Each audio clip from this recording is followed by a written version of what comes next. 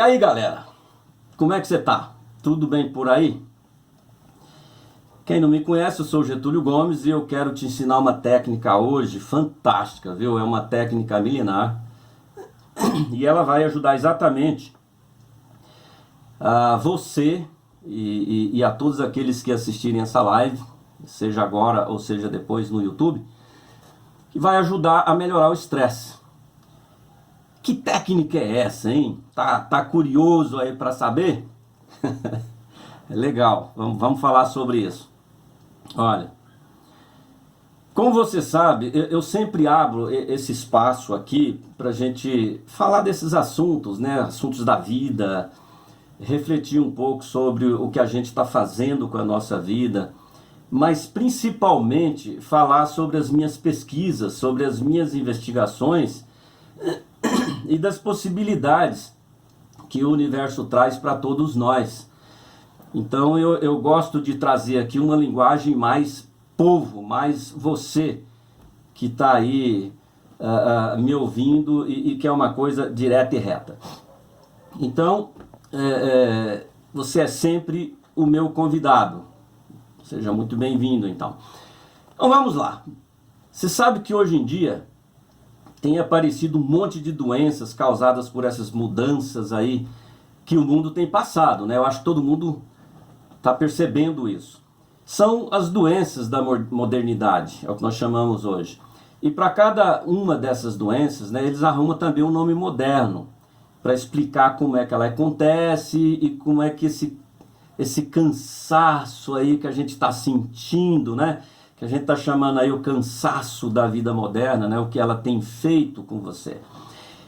Para a coisa toda, eles dão o nome de estresse, ok? Isso você já conhece. Ei, Getúlio, isso é mais velho do que andar para frente, meu. Tá bom. Sim, nós sabemos que o estresse é um estado que dispara um aumento de adrenalina no corpo por causa de uma excitação emocional. Claro, isso aí está mais do que explicado. A maioria já sabe disso. Ou seja, a pessoa é estimulada por uma situação de perigo onde o corpo se prepara para enfrentar alguma coisa. Só que depois que passa o perigo, a pessoa volta para o seu estado normal e tudo fica bem. Em tese seria isso. Mas a pessoa não volta para o normal. Por exemplo, uma pessoa que fica dependente do trabalho, trabalha 12 horas no meio de papéis, decisões, e-mails, e quando vai para casa, em vez de descansar, ela continua com o trabalho na cabeça. Tem gente que pega o computador e continua lá trabalhando, em vez de relaxar e descansar. Ou seja, a pessoa não volta para o seu normal. O corpo continua recebendo dose de hormônios o tempo todo. Então ela fica estressada. É aí que começa o estresse. Isso só acontece com executivos, Getúlio? Não. Vai desde o executivo até a dona de casa. Dona de casa? Claro, é tanta coisa que a dona de casa tem que fazer que ela fica louca da vida. E é um serviço que não acaba nunca. Mal termina de lavar a louça do café da manhã, já vai preparar o almoço. Lava a louça do almoço e já está pensando sobre o que vai fazer para o jantar. E nesse intervalo, você já sabe, né? É uma coisa atrás da outra. Ela não para. Depois de lavar a louça do jantar, ela vai dormir pensando no café da manhã, na escola das crianças, tem que levar aquilo outro, enfim. Aí quando responde que não tem tempo, o marido reclama. Como é que você não tem tempo? O que você fica fazendo em casa o dia inteiro? É mais ou menos isso que acontece, estou errado? É isso aí. Por isso eu acho que a pessoa tem até vontade de socar com uma resposta dessa aí, não tem? Mas então, gente, hoje em dia, quando você sente alguma coisa, você vai ao médico e sai de lá com o mesmo diagnóstico das outras vezes. Ou seja, é estresse. Mas doutor, é estresse, você precisa descansar. Então o estresse continua moderninho, sim. Aliás, acho que ele nunca foi tão moderno como agora. Apesar de ser um assunto exaustivamente discutido, o estresse continua ocupando um lugar de destaque no pódio. Se levarmos em conta os efeitos colaterais, ele dispara problemas cardíacos e depressivos, que são os campeões nessa disputa. O problema, galera, é que a gente vive correndo feito um louco, né? A gente não para compreender qual o significado do estresse e o que isso representa em nossas vidas. Parece que a gente está cada dia mais cansado. A gente já acorda cansado. Como é que pode? Eu deito para dormir e acordo cansado. É o cansaço da agitação, do barulho na cabeça. Porque trabalhar não mata ninguém. Desde quando trabalhar mata? Eu estou falando do trabalho literal. O lenhador não morre por causa de ficar lá rachando lenha. Você descarrega um caminhão de areia na pá ou na enxada e não morre por causa disso. Vai criar calo nas mãos, mas morrer você não morre. Quem diz isso é gente preguiçosa, que não quer fazer nada. O nosso organismo, galera, é uma máquina que precisa se exercitar. Quem exercita a memória, por exemplo, acessa melhor seu banco de dados. Quem exercita o corpo responde melhor aos estímulos quando ele precisar desses estímulos. Tudo o que exercitamos, então, significa que estamos usando. E se nós estamos usando, a tendência é aperfeiçoar, é atualizar, é modernizar. Então, se você não exercita, você atrofia. Se não usa, desgasta pelo desuso. É ou não é? Então, se o trabalho não mata ninguém, a conclusão é que o estresse também não vem pelo fato de você trabalhar. Mas na maneira como você atua no trabalho. É o como você trabalha que faz toda a diferença. Você já faz essa diferença logo que você acorda. Com que cabeça você acorda quando você abre os olhos de manhã? Qual o primeiro pensamento que vem na sua mente? Tem gente que a primeira coisa que faz quando acorda é pensar assim: putz, eu tenho que levantar, eu tenho que tomar banho, eu tenho que me pentear, eu tenho que me vestir, eu tenho que tomar café, porque senão daqui a pouco eu tô com fome, eu tenho que levar as crianças na escola, eu tenho que isso, eu tenho que aquilo outro, enfim, né? Essa lista de obrigação que eu tenho que cumprir é que me faz cobrar isso de mim. É a autocobrança. É uma exigência que muitas vezes você não dá para cumprir, você não dá conta. E aí vem aquela sensação de fracasso. Você começa a se empurrar para fazer todas essas coisas. Você precisa de um trator para ir lá e te puxar da cama. É ou não é? Você não tem culpa de nada. Você só aprendeu que nós temos obrigações na vida que precisam ser cumpridas. Porque se não... Então eu tenho o quê? Se não... É por isso que você te empurra. Você te empurra porque você precisa fazer, você precisa executar coisas que o mundo moderno só está interessado no fazer. Já reparou isso? Não interessa o que você sente, o importante é que você faça.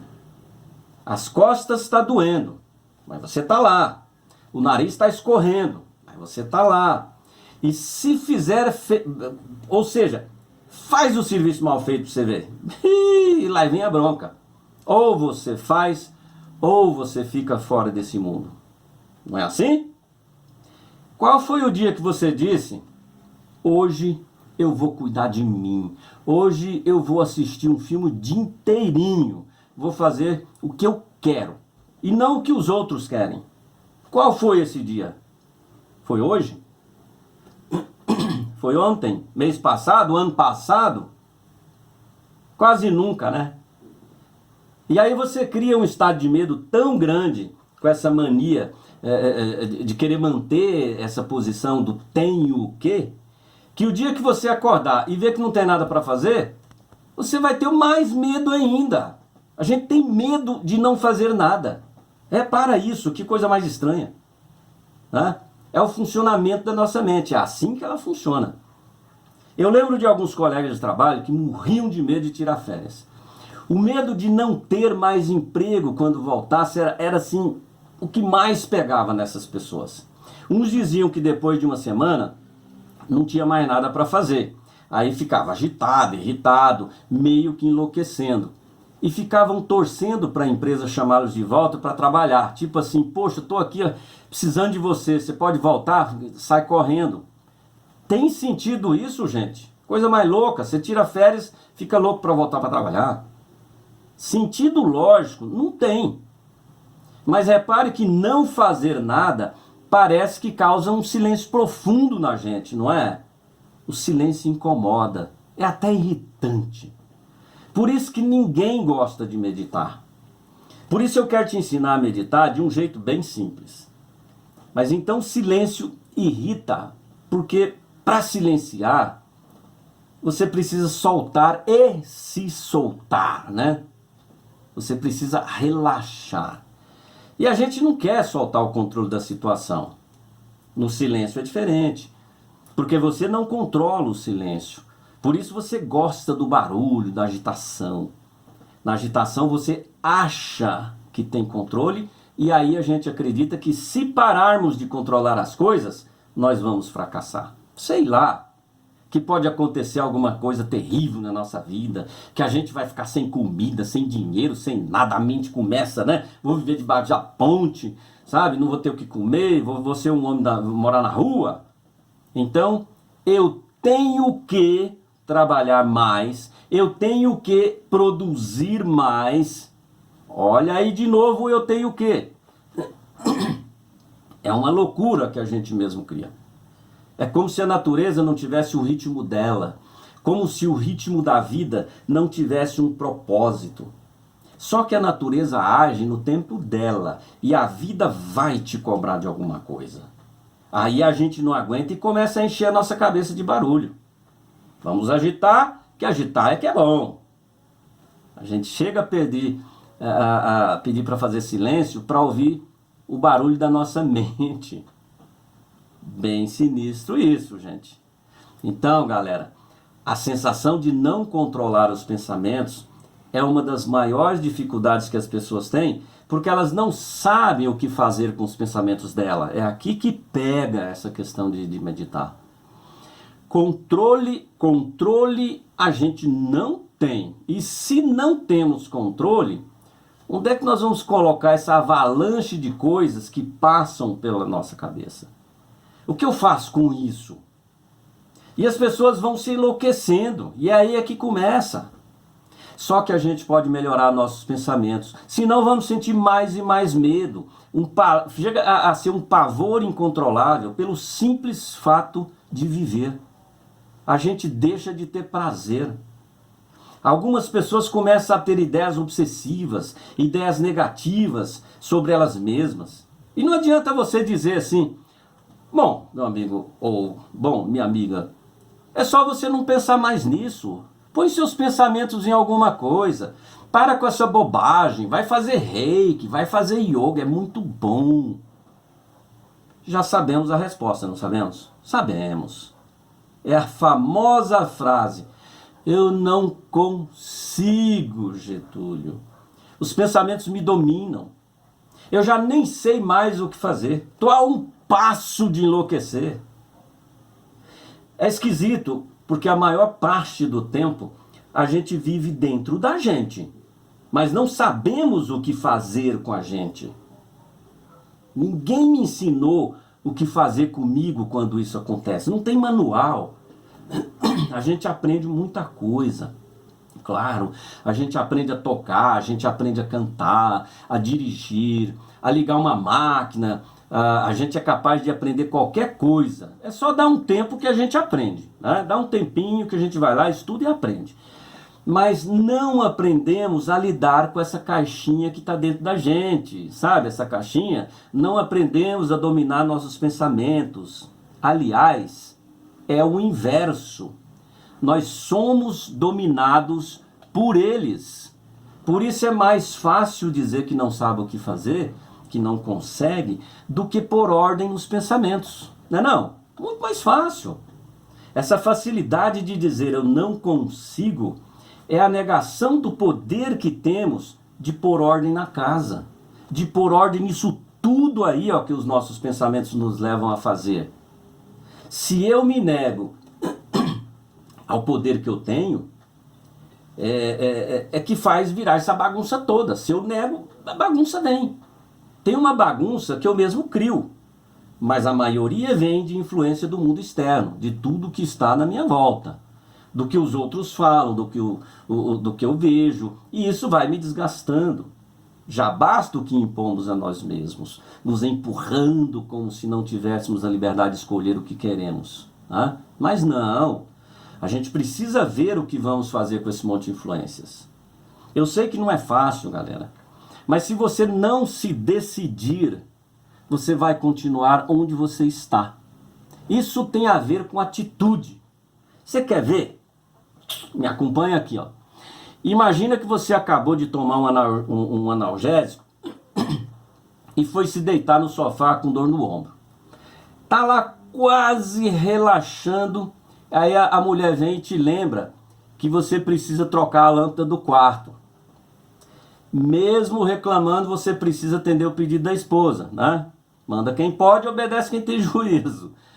Agora é que você vai entender o que é atitude. Você se empurra para sair do sofá ou sai num salto só? Provavelmente você se empurra. Tá com dor, tomou um analgésico, tá lá quentinho, né? Vai trocar a lâmpada. Putz, logo agora. Mas aí você vai. Você vai num monólogo solitário, reclamando que o ombro dói, que a escada, que pesa 4 quilos, nossa, é muito pesada.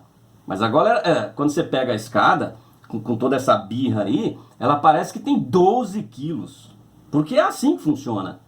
Quando a gente está se empurrando, tudo parece que fica mais pesado. Você já reparou isso? Agora vamos fazer diferente.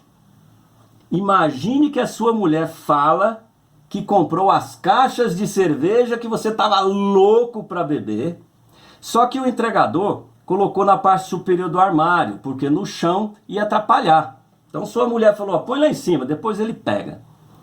E agora, como você reagiria? É bem possível que você vai se levantar num pulo só. Vai puxar a escada sem pensar se 4 quilos ou 12 quilos, sabe? E é bem capaz de nem sentir dor. O quê? Cerveja? Uma cervejinha gelada agora é tudo o que você mais queria, não é verdade? Pois é. É a mesma escada. Mas então o que foi que mudou? O que aconteceu que você nem lembrou da dor do ombro? Você mudou o pensamento. Quando você mudou o pensamento, mudou também o ânimo. Mudou a sua atitude. Na primeira situação, você tinha a obrigação de trocar a lâmpada. Você tinha que, mesmo com o ombro doendo. Eu tenho que trocar a lâmpada. Lembra do que eu já falei em vídeos anteriores, que sempre que eu tenho uma obrigação, que tenho que me empurrar, eu tenho uma força contrária, uma resistência que não quer ir daquele jeito? Você lembra disso? Às vezes você até vai, mas não quer ir empurrado. Deu para entender? Na outra situação, você queria ir, porque seu pensamento não ficou preso na escada. Ele foi desviado para a cerveja que gerou aquele prazer. A mesma coisa acontece quando a gente é mandado.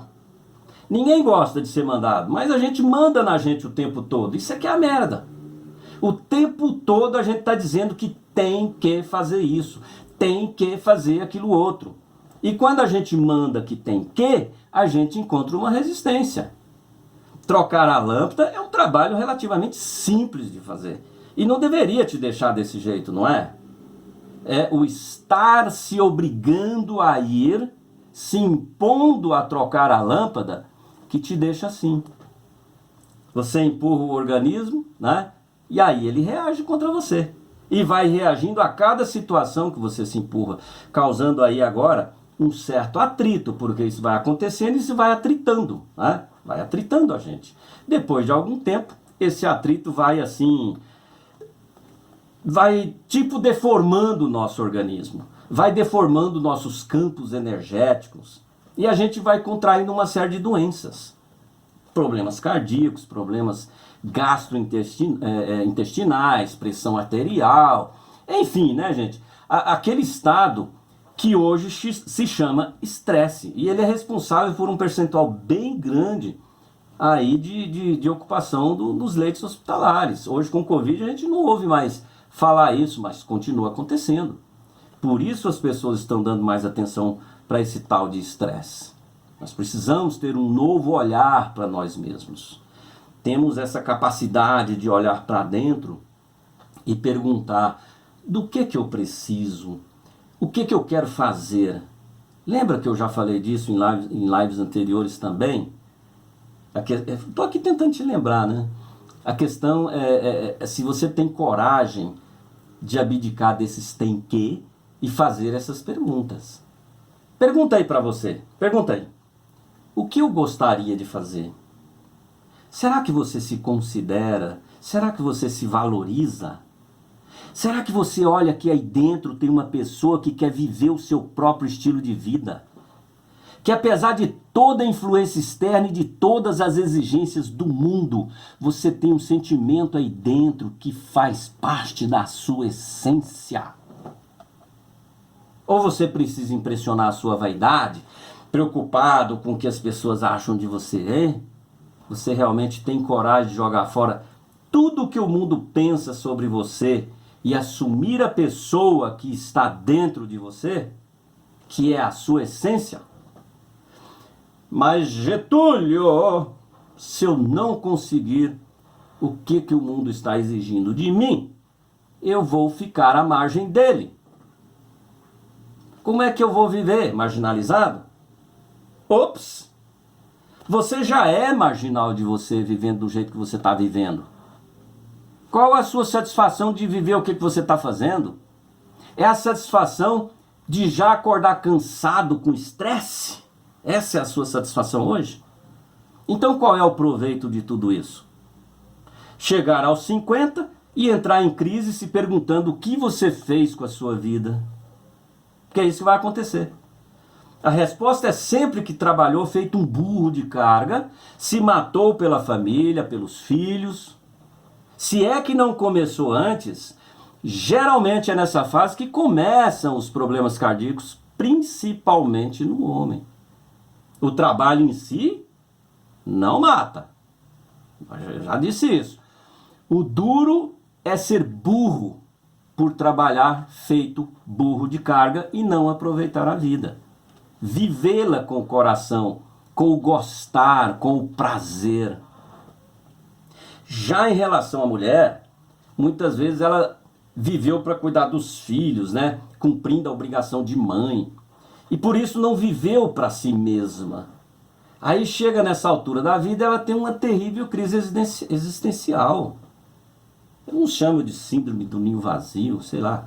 Não é fácil chegar até aqui e ver que os filhos foram embora, que o marido está doente de tanto trabalhar feito burro de carga, e que as exigências do mundo moderno ainda cobra dela.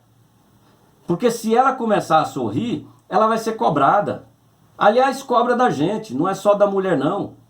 Você tem que ser sério, sisudo, porque uma pessoa séria passa uma imagem de ser uma pessoa firme, forte. Quem sorri demais é sinal de fraqueza, é feio. Ser feliz então é feio, cara feia não, né? Cara feia é sinal de firmeza, de pessoa decidida, que sabe o que quer. Então a pessoa quer impor respeito sendo sisuda. Só que o respeito e o trabalhar feito burro, o resultado é o mesmo. Ou seja, você vai ter um ataque cardíaco ou vai ter um aneurisma. Se não tiver sorte, termina na cova. Agora sim você vai descansar. Valeu a pena? Me diga. Você acha que vale a pena viver assim? Então, gente, vamos mudar esse cenário? Vamos? Vamos aprender a controlar melhor nossos pensamentos e parar de nos empurrar. Basta a gente parar 15 minutinhos por dia para direcionar os pensamentos. Uma coisa é você parar 15 minutos por dia. Treina isso primeiro, tá? E se você não puder parar, tá bom, não tem importância. Você pode meditar andando, você pode meditar trabalhando, cozinhando, limpando a casa. Antigamente, alguns gibis mostravam a pessoa pensando, meditando lá numa sala própria, né? Ela ficava andando em círculos, causava ali até um buraco. Eu já estava aqui pela barriga, tanto ela andar ali furou o chão, né? Então, isso demonstra que a meditação tem a ver com o direcionar dos pensamentos e não de silenciar a mente. Por quê? Porque a meditação é calma, ela é amorosa, ela é suave, pacífica. E sabe o que é melhor, gente? Ela não força nada. Ela se baseia no princípio do autoconhecimento e do autocuidado. Na verdade, a meditação não vai fazer você se conhecer, mas ajuda. É melhor se conhecer, mesmo que pouco, do que ficar forçando uma identidade que é falsa. Aquela que faz você se empurrar, seguir padrões e rótulos. Por isso você vai dizer que meditar é difícil. Já estou até vendo aí sua cara, sabe? Já está aí torcendo o nariz. Levem ele com essa conversa. Para quem força uma identidade falsa, a meditação também fica forçada. Deu para entender, gente? Quando sabemos o que é nosso, quando temos uma consciência espiritual de quem realmente somos, então a meditação se torna natural. Eu estou falando com você agora e veio aqui na minha mente uma pessoa que eu discordei dela e acabamos discutindo. E nesse exato momento que eu estou aqui falando com você, eu perdoo essa pessoa e também me perdoo. E aí eu aproveito que ela está aqui na minha mente e mando luz para ela, mando uma energia boa através do meu chakra cardíaco, que é o Anahata. Então, ao mesmo tempo que eu falo aqui com você, eu posso direcionar meus pensamentos. Por isso que eu falei que você pode fazer isso até cozinhando. Isso é trazer a meditação de 15 minutos que você faz em silêncio, até treinar, para o seu dia a dia, para o barulho aqui das ruas, para a agitação das pessoas. Todos deveriam meditar. Todos, sem exceção, deveriam meditar. Na meditação, a gente cria pensamentos positivos que são baseados numa identidade espiritual verdadeira, de que somos realmente um ser de luz, um ser de paz. E com isso, vamos criando esse estado mental positivo que ao longo do tempo se torna parte de nós. Meditar com uma identidade falsa que criamos baseada aí nos rótulos de trabalho, de profissão, de pai, de mãe, de ter que, a gente acaba criando uma carga pesada demais para ser carregada. A gente precisa parar de representar o tempo todo uma personagem baseada em rótulos. A meditação nos faz voltar para a nossa identidade verdadeira, para a consciência de ser um espírito que está controlando esse corpo. E não aquele burro de carga controlando a vida, mas a vida controlando esse burro. Você percebe que está tudo invertido? Está tudo de cabeça para baixo? Por isso que a meditação não precisa ser rebuscada com incensos, essências, velas, cristais. Faça isso naqueles 15 minutos que você tem lá para buscar o teu silêncio. Já aprendeu? Já está craque na meditação dos 15 minutos? Agora você pode fazer como eu faço. Mais importante do que a postura da coluna é a postura mental. Então essa coisa de sentar em posição aí de lótus, tal, deitar, se esticar numa esteira, não é a forma que eu medito. Não está errado, não está errado. Só não é meu jeito. Eu posso andar e meditar ao mesmo tempo, porque hoje em dia ninguém tem tempo para ficar meia hora meditando. Mas pode diminuir para 15 minutos, para 5 minutos que seja. E o resto, o que você faz? Para onde você direciona seus pensamentos pelo resto do dia? Eu sempre falo que meditar no alto de uma montanha do Himalaia é bico. Fica lá naquele silêncio total, né? Ouvindo aí o som da natureza, sem telefone, sem celular, ninguém enchendo o saco. Isso é moleza, né? Isso é moleza. Eu quero ver meditar na Avenida Paulista às 6 da tarde, com gente passando, falando, gritando, se esbarrando uma nas outras. Agora, quem tiver tempo de sentar e ficar com a coluna ereta, beleza. Vai meditar e seja feliz, porque é muito bom, tá? Só que eu prefiro desenvolver a técnica de concentração com os olhos abertos, para que isso também fique natural para mim. Primeiro eu entro em alfa, né? Como é que eu entro em alfa? Também foi um treinamento. eu faço um relaxamento total nesses 15 minutos, né? E quando eu chego no final desse relaxamento absoluto, eu dou um comando dizendo assim, ó, estou em alfa. Estalo o dedo. Toda vez que eu estalo o dedo agora, né, hoje em dia, o que que acontece? Eu falo, estou em alfa, automaticamente a minha mente me leva ao estado de alfa. Por mais que eu esteja aqui falando com você, gesticulando, sabe, sendo um pouco motivador, etc., eu já estou em alfa. Aliás, para entrar aqui com você, eu já venho em alfa. E aí, do mesmo jeito que na visualização criativa, onde você fecha os olhos e cria um quadro mental aqui na sua mente, né, na sua frente, eu procuro na meditação de olhos abertos me ver como aquela centelha de vida. Eu acendo a luz do chakra do terceiro olho, né, que é o Ajna, e então eu passo a olhar e a me dirigir para pessoas com mais serenidade. Minhas ações passam a ter mais consciência de que tem sempre uma luzinha acesa aqui e que pode ajudar a acender aí. Olha que legal! Então não sinto a necessidade de fechar os olhos, mas sim de ter atenção para fazer todas as ações, percebendo a energia agindo através do meu corpo. Mas gente, olha, eu tenho isso, ó, é treinamento, é anos de treinamento, tá? Você não precisa ficar anos treinando, já vai fazendo e já vai vendo o resultado. Talvez isso explique a tese do estado de presença. Tá bom, Getúlio. Legal essa explicação aí, mas na prática, como é que funciona? Olha, eu medito até assistindo filme na televisão. Às vezes eu vejo uma cena e aquilo me faz viajar. Eu me transporto para aquele cenário e lá eu coloco o meu pensamento. Lá eu coloco o meu desejo, sem deixar de assistir o filme. Eu presto atenção nas duas coisas, porque na minha meditação ela já está automática. Eu não preciso mais ficar, ai meu Deus, vai pensar naquela coisa. Não, não preciso mais disso. Quando eu direciono, o pensamento já vai. Então eu começo a criar pensamentos positivos sobre o que eu estou vendo. Quando você começa a perceber que nós temos a capacidade de acalmar a nossa mente desse jeito, você vê que é capaz de direcionar seus pensamentos. Basta colocar atenção numa coisa boa, em algo positivo, um cenário para onde você pode se transportar e aí lá criar outros pensamentos positivos a seu respeito e a respeito da humanidade de forma geral. Deu para entender? Além de você fazer para você, você ainda pode fazer para toda a humanidade. Olha que legal.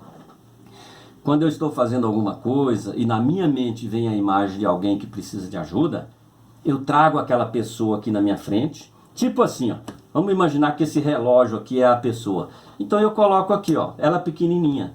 Você entendeu? Essa imagem dela, ela vai permanecer ali só o tempo que eu estiver direcionando aquilo que eu quero com ela. Então, digamos que ela precisa de ajuda. Então eu trago a pessoa aqui na minha frente, através da minha imaginação, e penso ela feliz, cantando, sorrindo. Imagino ela, se estiver doente, curada, feliz, comendo aquele churrascão que ela gosta. Você entendeu? Desse jeito eu crio energias positivas em mim, em primeiro lugar, e envio para aquela pessoa. Outro exemplo, vamos lá. Quando eu lembro de alguém que julgo ter feito alguma coisa ruim para mim, eu faço a mesma coisa. Se eu posso parar um pouquinho, eu paro. Se não, apenas coloco ela na minha tela mental e converso sobre aquela situação. Revejo o que gerou aquele desentendimento e no final eu abraço aquela pessoa, mesmo que em pensamento. Se eu estiver sozinho, eu faço o gesto de abraço, dizendo o quanto aquela pessoa representa para mim, o quanto ela é mais importante do que as nossas desavenças. Porque às vezes a gente briga por bobagem, né? De algum jeito a pessoa vai sentir isso e não duvido nada se ela tiver um impulso de me ligar para pedir desculpas. Experimenta. É o plano etérico se materializando. Você já ouviu falar disso, só que você não entende como. É a lei da atração atuando na sua energia. Por isso que eu falo, eu acredito em lei de atração. Se eu penso, eu projeto esse pensamento, projeto um desejo. Ele se materializa no plano etérico e ele reverte para mim com aquilo materializado. Então você pode fazer a mesma coisa com a dificuldade de perdoar. Você pode fazer com uma pessoa difícil, custosa, sabe aquelas pessoas, aquele chefe, né? Para uma situação que você não está conseguindo resolver. Vai lá, busque soluções na sua mente, porque a sua cabeça ela é mediúnica. Você não sabia disso, mas eu estou te falando agora. Tua cabeça é mediúnica. Com certeza ela vai incorporar algum pensamento solto aí de alguém que já tem aquela solução ali para você. E aí do nada, pá, eureka, a ideia vem e você resolve. Quantas vezes isso já aconteceu com você? Vai lembrando aí que você vai ver quantas vezes. Ó, dezenas, talvez centenas. Então não adianta você sentar na esteira e dar o comando para sua mente silenciar, porque ela não vai, gente. Isso é impossível. Desse jeito você só vai empurrar e a mente só vai te trazer um monte de coisas para você pensar. A não ser que você treine, né? Fazendo aí uma analogia, claro, não estou falando aqui que você tem que ser budista, taoísta, tal, vai ficar lá, sei lá quantos anos, né, treinando isso. Não, mas vamos fazer um treinamento aqui no Ocidente, ok? Então, fazendo uma analogia, não adianta amarrar a criança quando ela está fazendo alguma estripulia. Ela vai ficar lá se esperneando, ela não vai parar, vai ficar te gritando lá o tempo todo. Mas você pode redirecionar a atenção dela para um doce, para uma história que ela interessa. Enfim, você precisa dar ou criar algo interessante para sua mente, ou aliás, para a mente dela, conduzir os pensamentos numa direção positivas. Com você é a mesma coisa. Então, aos poucos, sua mente vai desacelerando, seu corpo vai relaxando e de repente você fica completamente tomado por esse estado de consciência, esse estado de plenitude, de total liberdade. Pode observar que as coisas funcionam bem quando você está calmo. Que a sua mente funciona melhor quando você está calmo. Que a inteligência funciona bem quando você está calmo. É ou não é? Porque a calma te conecta com todos os seus potenciais. E partindo desse pressuposto, observe que estamos buscando algo que nos pertence. A calma é parte de nós. Ela é nossa. Você pode tê-la perdido por algum tempo, mas um dia você vai recuperá-la de um jeito ou de outro. E o melhor jeito é através da meditação. Vamos experimentar, né, gente? Vamos tentar? Ah, Getúlio, eu já tentei meditar, olha, centenas de vezes. Me matriculei até no instituto, eu tentei, mas não deu certo. Sim, nunca daria certo mesmo, porque você não percebe que estava te empurrando para aquilo.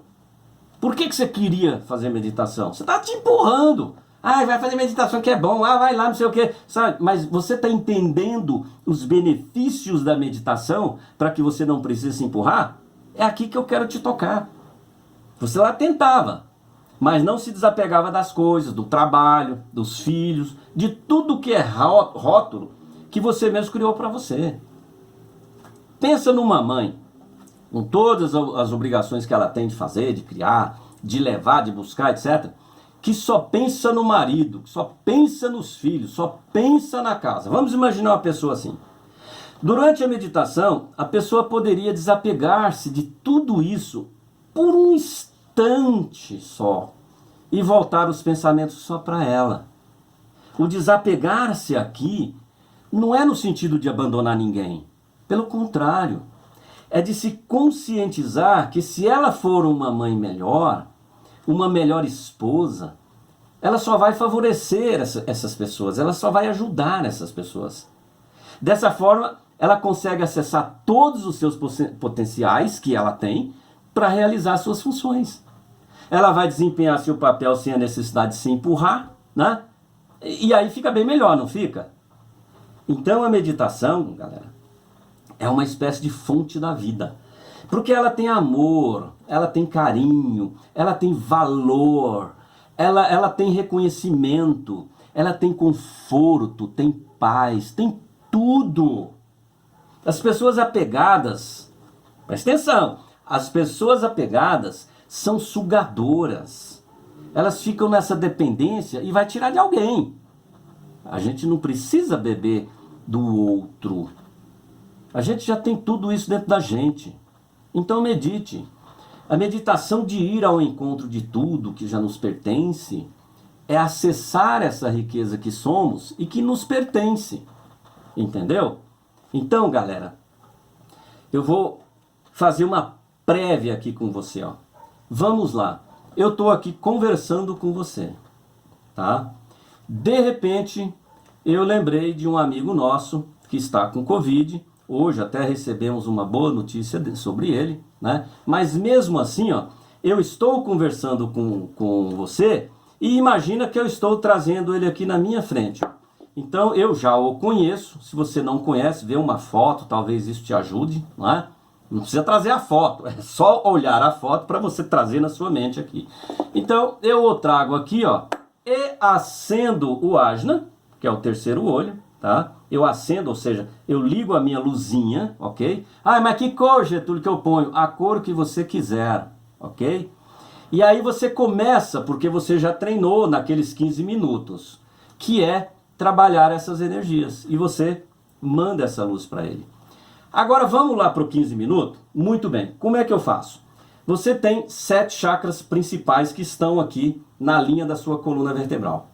Começa em cima, vai até embaixo. Vai lá no Santo Google, para a gente não perder tempo aqui, e você vai ver aonde está cada um. Muito bem, o que eu faço? Eu coloco a mão aqui na região do cardíaco e começo a movimentar essa energia de cima até embaixo. Isso eu estou movimentando as minhas próprias energias. Eu não estou mexendo com nada, não estou mexendo com espírito, não estou mexendo com espiritualidade. Eu posso até ter uma espiritualidade me ajudando, mas eu não preciso disso, tá? Então, no momento que eu fiz isso, durante aí uns 3 minutos, 4 minutos mais ou menos, eu começo a movimentar essa energia. Então eu começo a mexer minha mão, eu começo a rodar minha mão, tá? Eu começo a fazer aberturas, do jeito que você sentir. Eu começo a abrir, fechar, eu vou sentindo essa energia aqui na minha mão, tá?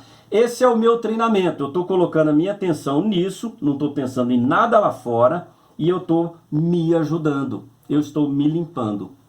Então eu fico nesse processo há algum tempo. Depois eu começo a trabalhar com cores. Então eu espalmo uma das mãos e coloco a outra mão para frente. Nessa mão eu imagino uma energia da cor que você quiser. Depois você estuda aí um pouquinho de cromoterapia. Vamos supor que é lá para o meu amigo. Então eu imagino a luz verde, que é a de cura. E depois também eu coloco o amarelo, que é para trazer um pouco de alegria, que ninguém gosta de hospital, né? Então eu coloco essas duas cores, ela vai entrando na minha mão, ela vem do espaço sideral e eu mando essa energia para a pessoa. Isso lá nos meus 15 minutos. Isso eu já treinei bastante. Hoje, depois de tanto treinamento, eu não preciso mais das mãos. Eu já canalizo e aí eu mando pelos chakras. Então se eu quero mandar uma energia azul, eu vou mandar pelo chakra da garganta. Se eu quero uma energia rosa, eu vou mandar pelo cardíaco. Se eu quero uma energia laranja, que é de ação, que é de realização, eu vou mandar pelo plexo solar. E assim por diante, tá? Um dia eu vou fazer uma live aqui só para a gente falar desses aspectos dos chakras, não aprofundando tanto, mas pelo menos o suficiente para você saber o que você está fazendo. Legal? Deu para entender, galera? Tá tudo certinho? É meio rápido, né? Mas tem que ser assim. O cérebro aprende por repetição e velocidade. Por isso, às vezes eu repito coisas e às vezes eu sou muito rápido, que é para você aprender com rapidez. Gostou da live, galera? Então vai lá, compartilhe com seus amigos. Beijão, um ótimo final de semana e até quinta-feira que vem. Combinado? Te espero. Beijão.